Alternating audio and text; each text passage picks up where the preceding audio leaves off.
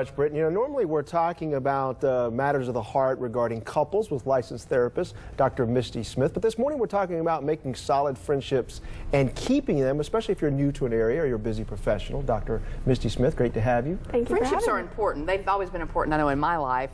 And so you can tell when someone says, I don't really know anybody, they do feel a little differently, don't they? Yes, they do. I have a lot of people who come into my office, and that's a primary concern of theirs, is that they're new to the area, they don't have a lot of friends, they, you know, creates loneliness. Right, right. So how do they, you know, start that process? Because they are busy, so they don't have a lot of time, or maybe they work at a place, you know, they don't have compatible co-workers, so to speak. So how do they go about starting that process? Okay, so I think when you are going about finding friends, a good thing to do is evaluate yourself, look at your hobbies. What do you like to do? If you're living in an area where there are a lot of moms and you're not a mom or your children are grown, look at other things. Look at small groups at churches if you're interested in that. Churches are great places. They are, and a lot of churches now have a lot of different small groups surrounded around Zumba and reading groups. So do you like to read? Do you have pets? Take your pets to the park, you know, and then make sure that you're looking at other people. Be observant. If they're in Alabama, if they're wearing a football shirt, you know, it's easy to go, hey, so you like football? It's, you know, look at what they're doing, or meet people at your kids' dance classes or soccer classes, and make friends that way. It's really easy, but be friendly and be approachable, because, you know, if you put off that vibe of I'm not interested or I'm scared and you're not open, people don't tend to be as receptive to you. All right, so men and women are different when it comes to friendships. Yes, Is that they true? are. All right, how different? Well, you know, women look for people who they're going to spend a lot of time with. Men tend to do this more random get together, have a drink, have some wings, you know.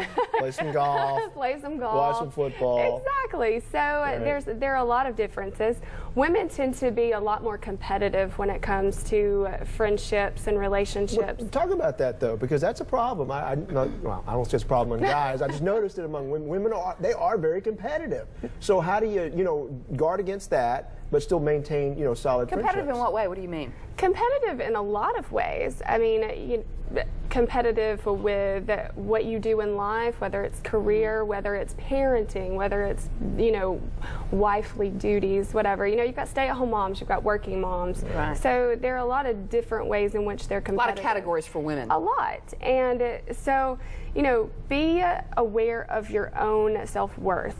If you are comfortable with yourself, you're happy with where you are in life, and then you tend not to be so competitive. Look for friends who are kind of interested in the same things as you and on the same level as you, because there are a lot of different, you know, we want to be friends with this group of people, but maybe we don't quite fit with that group. And kind of the vein that I was talking about, the most popular television shows right now are these housewives of New York, and they're competitive, and you know, and they gossip behind each other's backs. That might be a little extreme, I hope. I know it's extreme. I know it's extreme, but you know, you see friendships ruined because of some petty stuff. You know what I mean? And so that's the kind of thing you have to watch out for, right? And how do you guard against it? Well, first of all, how important are things to you?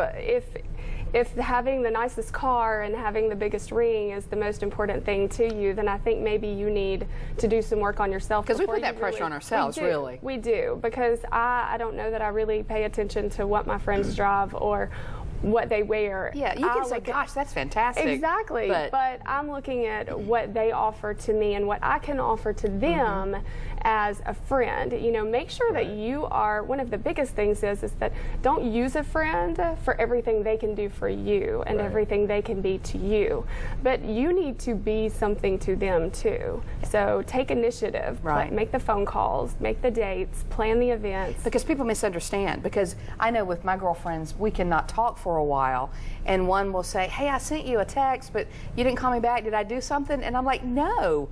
I've just been busy. And you do misinterpret things like that. It's very easy to misinterpret things. And you know that I look at my life, and my very best friends are those people who I don't talk to for 2 or 3 months. And you pick right back up, don't you? Pick right back up, and they don't question, are you mad at me? It's just a, hey, I've been busy, I'm so happy to talk to you. So those are the kind of friends I think we need to look for. Now you talked about kind of looking at yourself in the mirror. So if you've had problems maintaining solid friendships, you know, maybe if you're abrasive in some ways, or and you just say, well, that's just the way I am, maybe that's not the right approach you need to take, you know what I mean? Or for, you know, you're condescending in some way. Those are the things that will, you know, ward people off, right? Exactly. So you do need to take a deep look at yourself, don't you? Yes, because personality quirks can drive people away. Now, there are people who are completely accepting to your personality, and you're going to find those people. However, you know, if you keep having friends go away,